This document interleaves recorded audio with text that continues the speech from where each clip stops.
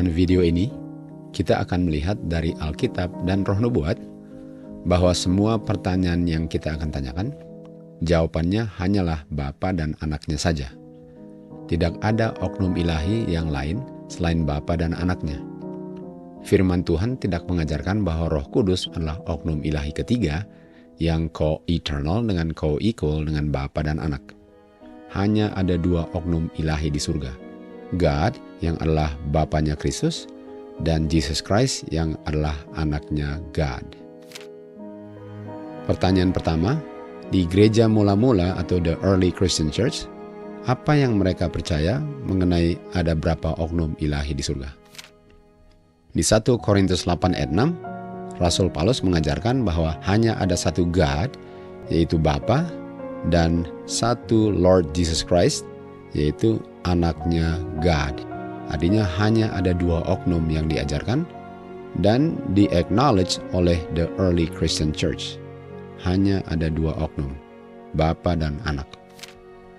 Roh Nubuat mengatakan God adalah Bapanya Kristus dan Kristus adalah Anaknya God. Artinya hubungan God dengan Kristus adalah hubungan Bapa dan Anak, bukan hubungan co-eternal dengan co-equal, tetapi adalah hubungan Bapa dan Anak. Hanya ada dua oknum yang di-acknowledge oleh the early Christian Church. Pertanyaan berikut, kesatuan itu adalah antara berapa oknum ilahi? Di Yohanes 10 ayat 30, Tuhan Yesus mengatakan, Aku dan Bapa-Ku adalah satu. Jadi kesatuan itu adalah antara dua oknum, Bapa dan Anak. Doktrin Trinitas mengajarkan bahwa kesatuan itu adalah antara tiga oknum, three distinct persons, antara Bapa, Anak, dan Roh Kudus. Sementara Alkitab mengajarkan bahwa kesatuan itu adalah antara dua oknum, dan ini diucapkan oleh Tuhan Yesus. Dan kesatuan itu hanya antara Bapa dan Anak. Di Patriarchs and Prophets, Kristus yang adalah Firman, the only begotten of God, satu dengan Bapanya yang eternal. Satu dalam nature-nya, dalam karakternya, dan dalam purpose-nya. Jadi hanya ada dua oknum yang satu, Bapa dan Anaknya. Pertanyaan berikut, berapa oknum ilahi yang merencanakan rencana keselamatan? Di Sakaria 6 ayat 13, the Council of Peace atau rencana keselamatan itu antara mereka berdua. Tidak dikatakan di antara mereka bertiga, tetapi di antara mereka berdua. Sekarang mari kita cari tahu siapa mereka berdua. The Council of Peace antara mereka berdua, dan mereka berdua itu adalah Bapa dan Anak. Hanya ada dua oknum. Rencana keselamatan direncanakan hanya oleh dua oknum, Bapa dan Anak. Pertanyaan berikut, ada berapa oknum ilahi yang duduk di tahta di surga? Di Wahyu 3 ayat 21 dikatakan, bagi dia yang menang, dia akan duduk dengan aku di tahtaku. Ini yang berbicara Kristus. Sebagaimana aku pun menang dan duduk di tahta Bapakku. Artinya di tahta itu ada Anak dan ada Bapanya. Artinya hanya ada dua yang duduk di tahta di surga. Tidak ada tiga oknum, hanya dua oknum, Bapa dan Anaknya. Wahyu 22 ayat 1, Yohanes melihat sungai yang jernih, clear as crystal, keluar dari tahta God yang adalah Bapa dan the Lamb. Kita tahu the Lamb adalah Tuhan Yesus. Tadinya di tahta yang duduk adalah God the Father dengan the Son of God atau the Lamb. Hanya ada dua yang duduk di tahta di surga. Pertanyaan berikut, berapa oknum ilahi yang kita perlu hormati? Di Yohanes 5 ayat 23 dikatakan bahwa manusia perlu honor atau menghormati anak sebagaimana kita pun menghormati Bapa. Hanya dua yang perlu dihormati, Bapa dan Anak. Hanya dua. Di Filipi 2 ayat 11 dikatakan, semua akan mengakui bahwa Yesus Kristus adalah Lord. Artinya semua akan menghormati anaknya God. Dan dengan menghormati anaknya God, kita pun menghormati atau memuliakan God the Father. Hanya dua. God the Father hanya bisa dimuliakan kalau kita mengakui Jesus Christ adalah anaknya. Di Youth Instructor dikatakan, the Father and the Son alone are to be exalted. Artinya hanya Bapa dan Anak saja yang perlu di-exalt, disembah, di-honor, dan ditinggikan. Nggak dikatakan Bapa, Anak, dan Roh Kudus yang perlu di-exalt. Yang perlu di-exalt hanya Bapa dan Anak. Artinya jawabannya hanya dua oknum yang perlu di-honor dan perlu disembah dan di-exalt. Pertanyaan berikut, kita perlu berfellowship dengan berapa oknum ilahi? 1 Yohanes 1 ayat 3 dikatakan, fellowship kita bersama-sama dengan Bapa dan bersama dengan anaknya, yaitu Jesus Christ. Kita hanya berfellowship dengan dua oknum, Father dan anaknya yang adalah Jesus Christ. Pertanyaan berikut, kehidupan kekal dapat diperoleh dengan mengenal berapa oknum ilahi? Apakah kita perlu mengenal Bapa, Anak, dan Roh Kudus, yang mana tiga-tiganya adalah co-eternal? Mari kita lihat jawabannya. Di Yohanes 17 ayat 3, Tuhan Yesus katakan, inilah kehidupan kekal. Artinya inilah caranya untuk memperoleh kehidupan kekal. Agar mereka atau kita, murid-muridnya, bisa mengenal Engkau. Dan Engkau ini adalah the only true God, yaitu Bapanya. Karena di ayat 1 Tuhan Yesus berbicara kepada Bapanya. Sehingga kehidupan kekal ialah untuk mengenal Bapa, the only true God, dan Jesus Christ, anaknya yang Bapa kirim. Kehidupan kekal diperoleh dengan kita mengenal dua oknum ilahi, Bapa dan anaknya. Karena kita nggak bisa kenal Bapa kecuali melalui anaknya. Di John 1:18, hanya anaknya yang bisa mengungkapkan Bapanya dengan sempurna. Di Yohanes 14 ayat 6, Tuhan Yesuslah yang menjadi perantara agar manusia bisa mengenal Bapanya. Di John 14 ayat 9, Tuhan Yesus bilang, dengan kamu mengenal saya, kamu mengenal Bapakku. Hanya ada dua oknum yang kita perlu kenal untuk memperoleh kehidupan kekal. Bapa, yaitu God, dan Jesus Christ, the Son of God. Di 1 Yohanes 5 ayat 11 dan 12 dikatakan, God, yaitu Bapa, telah memberikan kepada manusia kehidupan kekal. Dan kehidupan kekal ini berada di dalam anaknya. Sehingga dia yang memiliki anak memiliki kehidupan kekal ini. Dan dia yang tidak memiliki anaknya God, atau dia yang menyangkal bahwa Tuhan Yesus adalah anaknya God, tidak memiliki kehidupan kekal.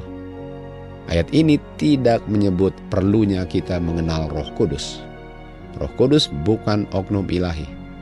Yang kita perlu kenal sebagai oknum adalah Bapa dan anaknya.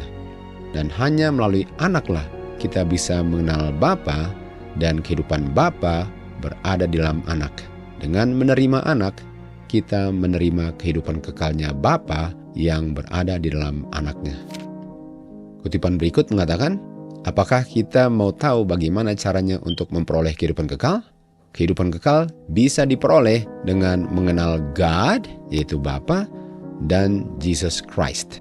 Hanya dua oknum yang kita perlu kenal untuk memperoleh kehidupan kekal.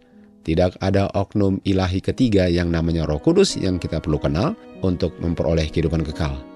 Yang kita perlu kenal adalah Bapanya Jesus Christ yang adalah God, dan Jesus Christ yang adalah the Son of the Living God. Pertanyaan berikut, berapa oknum ilahi yang menciptakan?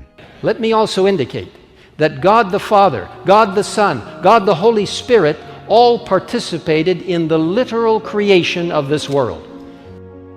Sesuai dengan Ted Wilson, Presiden daripada General Conference of the Seventh-day Adventist Church Corporate Church mengatakan bahwa yang menciptakan adalah God the Father, God the Son, dan God the Holy Spirit.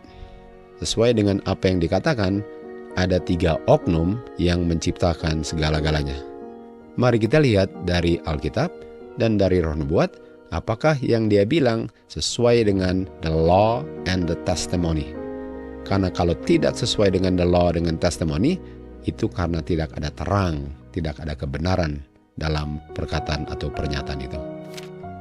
Di Efesus 3 ayat 9 dikatakan, God, yang Allah Bapa, menciptakan segala-galanya melalui Jesus Christ yang adalah anaknya. Hanya ada dua oknum yang bekerja sama dalam pekerjaan penciptaan, Bapa dan anaknya.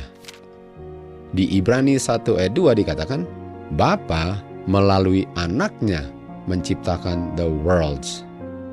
Dari dua ayat ini, tidak ada disebut Roh Kudus sebagai oknum ketiga yang berpartisipasi dalam pekerjaan penciptaan. Hanya Bapa melalui anaknya. Di Kejadian 1 ayat 26, God yang adalah Bapa berkata kepada anaknya, mari kami menciptakan manusia sesuai dengan kami punya image dan after kami punya likeness. Bapa berbicara kepada anaknya. Bapa tidak berbicara kepada anaknya dan Roh Kudus. Hanya ada dua oknum yang bekerja sama dalam pekerjaan penciptaan, Bapa dan anaknya. Kita akan lihat ini di kutipan Roh Nubuat. Di Spirit of Prophecy Volume 1, mereka inilah Bapa dan anak bekerja sama dalam pekerjaan penciptaan bumi dan segala isinya. Lalu sekarang God berkata kepada anaknya.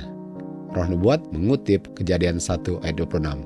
God says to his son, Bapa bilang kepada anaknya, let us make man in our image. Mari kami menciptakan manusia sesuai dengan kami punya image. Jadi Bapa dan anaklah yang menciptakan. Tidak ada oknum ketiga yang menciptakan sesuai dengan yang dikatakan oleh President of the General Conference, yaitu Ted Wilson. Yang dia katakan tidak sesuai dengan kebenaran firman Tuhan.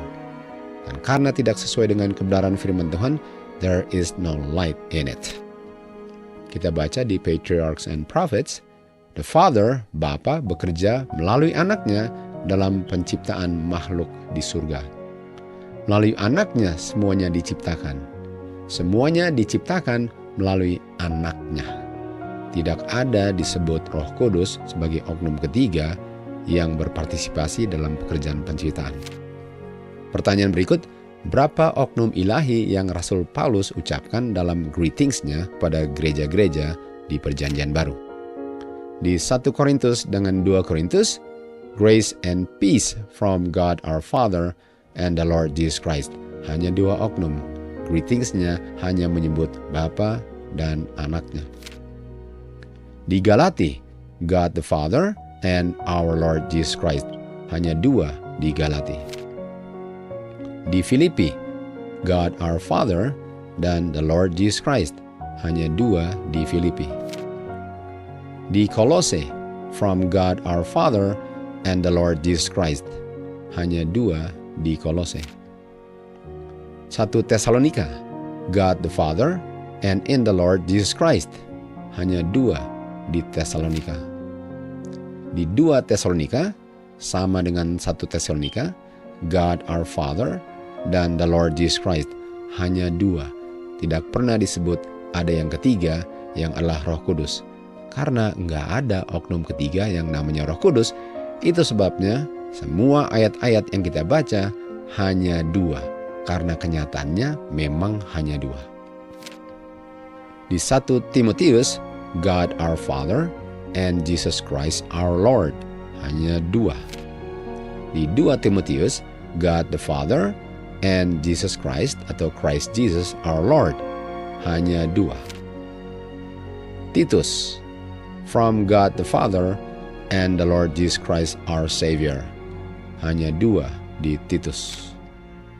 Di Philemon, grace to you and peace from God our Father and the Lord Jesus Christ. Hanya dua. Nggak pernah disebut ada oknum ketiga yang namanya Roh Kudus. Hanya dua. Oknum ilahi God the Father dan oknum ilahi anaknya God the Father, yaitu the Son of the only begotten Son of God, the Lord Jesus Christ. Pertanyaan berikut, berapa oknum ilahi di surga sesuai dengan the spirit of prophecy atau tulisan roh nubuat. Di Signs of the Times dikatakan God, Bapa, and Christ alone. Artinya hanya God dengan anaknya. Tidak ada yang lain selain God dengan anaknya yang mengerti berapa nilai manusia yang perlu dibayar, ditebus dalam rencana keselamatan. Hanya diketahui oleh God dengan Christ. Tidak ada yang lain. Hanya 2 oknum yang mengetahui itu. God mengatakan kepada setan bahwa hanya kepada anaknya saja dia akan ungkapkan dia punya secret purposes. Artinya, hanya God dan anaknya saja. God tidak mengatakan kepada setan, hanya kepada anaknya dan Roh Kuduslah Bapa mengungkapkan dia punya secret purposes. Tetapi hanya kepada anaknya lah dia akan ungkapkan dia punya secret purposes. Hanya ada 2 oknum. Di Bible Echo dikatakan, tidak ada manusia, malaikat yang tertinggi sekalipun, bisa mengerti berapa besar yang harus dibayar untuk menebus manusia berdosa. Kalau ada oknum ilahi ketiga yang namanya Roh Kudus, kenapa dia nggak tahu? Kalau mereka semua co-eternal dengan co-equal, kenapa oknum ketiga yang namanya Roh Kudus selalu nggak tahu? Apakah karena memang nggak ada? Karena kalau co-eternal harusnya ketiga-tiganya tahu, sama-sama tahu. Kenapa nggak dibilang ada oknum ketiga? Kenapa hanya Bapa dan Anak yang tahu? Jawabannya sangat gampang, sangat sederhana. Karena nggak ada oknum ketiga yang namanya Roh Kudus, nggak ada oknum ilahi ketiga di surga selain Bapa dengan Anaknya. Di Signs of the Times dikatakan, hanya ada 1 oknum yang bersama-sama atau satu dengan God yang menghidupkan dia punya hukum dalam kemanusiaannya. Artinya hanya Tuhan Yesuslah yang menghidupkan kehidupannya sebagai manusia, dan dialah satu-satunya yang adalah satu dengan God. Bukan dia dan Roh Kudus yang satu dengan God, hanya Tuhan Yesuslah yang satu dengan God yang menghidupkan kehidupannya dalam kemanusiaan dan tidak pernah berdosa. Hanya ada 2 oknum, Bapa dan Anaknya. God the Father dengan the Son of God, Jesus Christ. Di Great Controversy dikatakan Kristus yang adalah firman, satu-satunya anaknya Bapa yang keluar dari Bapa, yang satu dengan Bapanya, satu dalam nature, karakter dan purpose, dan satu-satu oknum di semesta alam yang bisa masuk dalam counselnya Bapa untuk merencanakan rencana keselamatan manusia berdosa. Kalau memang ada Roh Kudus sebagai oknum ketiga di surga, kenapa dia tidak termasuk dalam the counsel of God ini? Jawabannya sekali lagi sangat sederhana dan sangat gampang untuk dijawab. Karena tidak ada oknum ketiga ilahi yang namanya Roh Kudus. Roh Kudus adalah mereka punya breath, nafas, firman, kehidupan. Mereka punya influence, mereka punya life, bukan oknum ketiga ilahi di surga. Oleh sebab itu, hanya ada 2 oknum ilahi di surga, Bapa dan Anaknya Bapa. Hanya Bapa dan Anaknya saja yang perlu ditinggikan, dihormati, dan disembah. Kenapa Roh Kudus enggak disembah juga kalau dia co-eternal? Karena tidak ada oknum ketiga yang namanya Roh Kudus. Itu sebabnya yang di-exalt hanya Bapa dan Anaknya saja. Jadi pertanyaannya, apakah di surga pernah ada oknum ketiga? Jawabannya iya. Tetapi oknum ketiga di surga ini bukan oknum ilahi yang namanya Roh Kudus. Mari kita lihat namanya apa. Oknum ketiga yang pernah ada di surga namanya setan. Dan posisinya adalah next to Christ.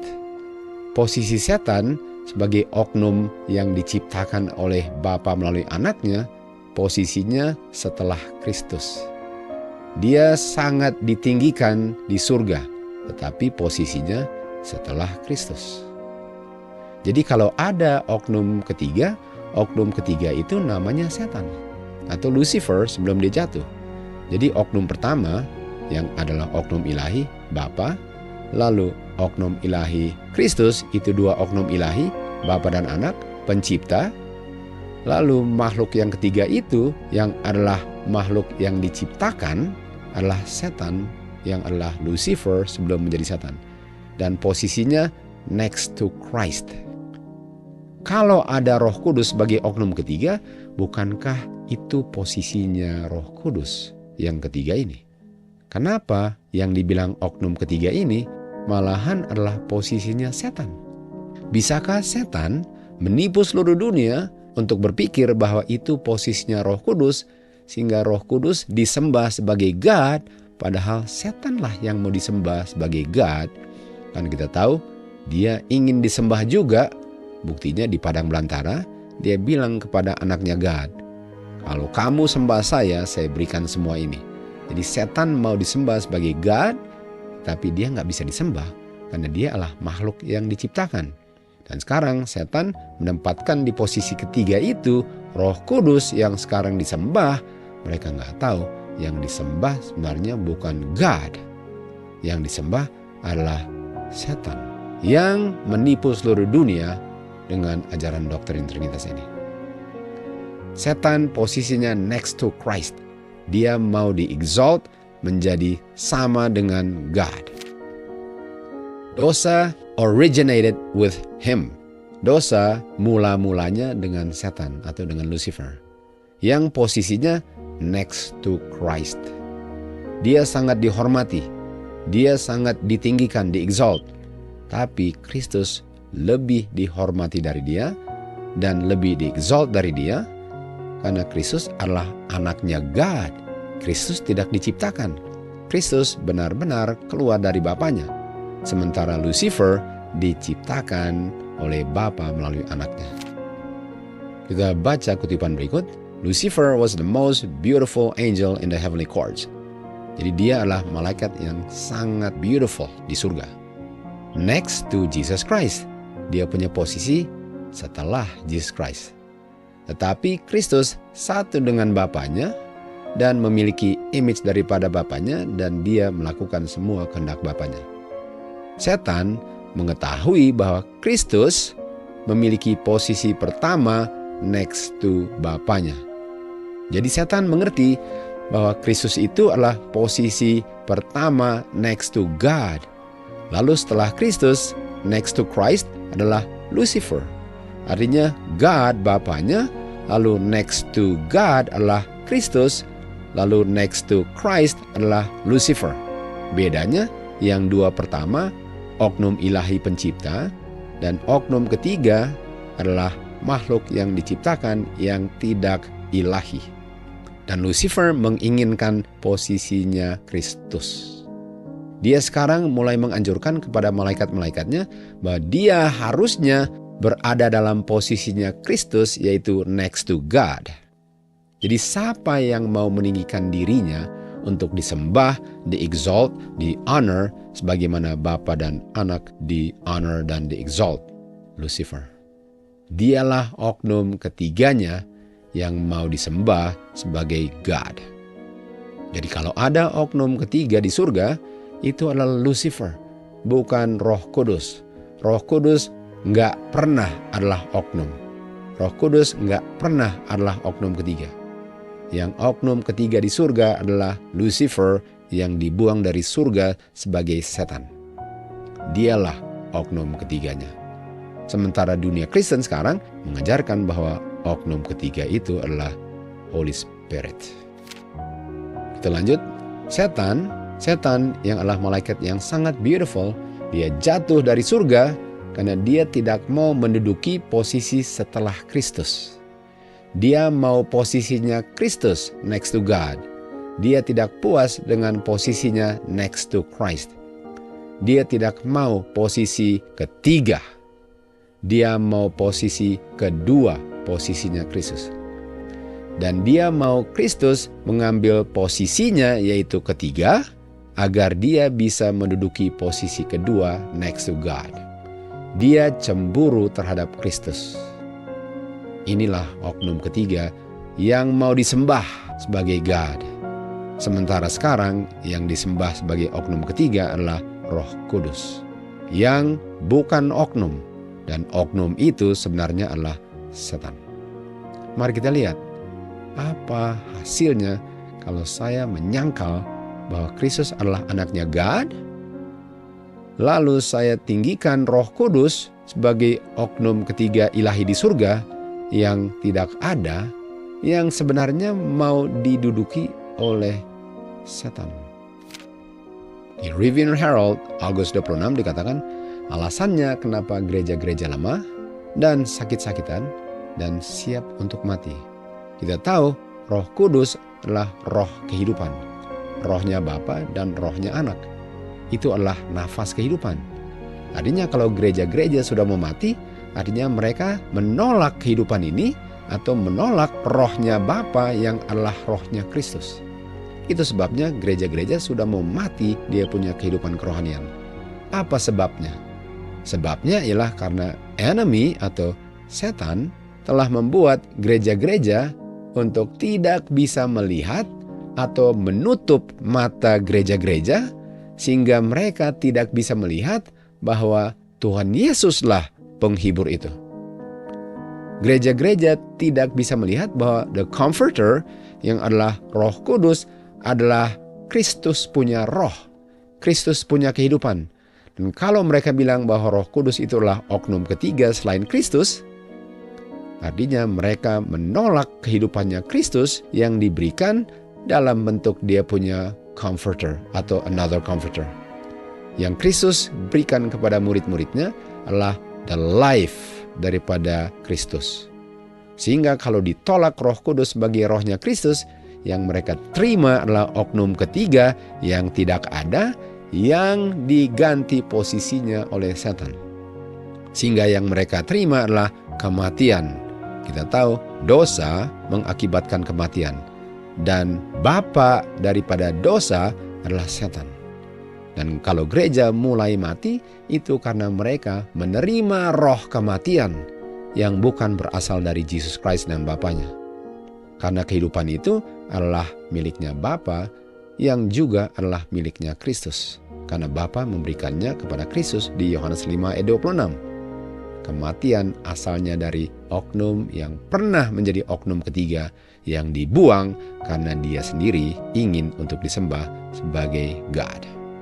Satan has sought to shut Jesus from their view as the Comforter. Setan berusaha dan berhasil untuk menutupi dari pandangan gereja bahwa Yesus itu adalah penghibur itu. Bahwa Yesus itu adalah Roh Kudus itu tanpa tubuh kemanusiaannya.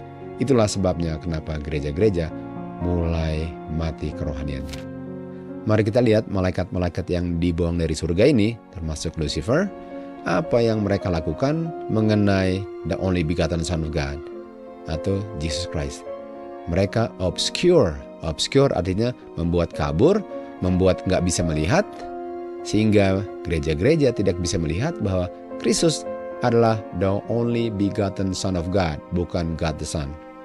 Tadi dikatakan setan mau menduduki posisi next to God. Dan kalau memang Tuhan Yesus adalah co-eternal, nggak ada yang next to God, semuanya sama. Dan karena setan tahu bahwa Tuhan Yesus adalah anaknya God, itu sebabnya posisi Tuhan Yesus adalah next to God. Dia mau posisinya Kristus. Sekarang yang next to God adalah dirinya sendiri. Itu buktinya bahwa setan tahu bahwa Tuhan Yesus adalah anaknya God. Dan karena dia tahu bahwa Tuhan Yesus adalah anaknya God, itu sebabnya dia mau mengaburkan pengertian gereja di dunia ini bahwa Kristus adalah anaknya God agar dia yang disembah sekarang. Di 1 Yohanes 5 ayat 11 dan 12 dikatakan, inilah kehidupan kekal. Dan kehidupan kekal ini hanya diperoleh melalui anaknya. Karena di dalam anaknya kita bisa dapatkan kehidupan kekal itu. Sehingga dia yang menerima Jesus Christ sebagai anaknya God memiliki kehidupan kekal. Sementara dia yang menyangkal bahwa Tuhan Yesus adalah anaknya God, dia tidak memiliki kehidupan kekal. Setan, walaupun dia tahu Tuhan Yesus adalah anaknya God, dia refuse to acknowledge. Dia tidak mau mengakui bahwa Kristus adalah anaknya God. Dan itulah sebabnya dia adalah the father of death. Karena dia tolak kehidupan, dia adalah kematian. Kita tahu setan akan dibinasakan dan tidak akan ada lagi untuk selama-lamanya. Karena dia menyangkal kehidupan yang hanya bisa diperoleh dari anaknya.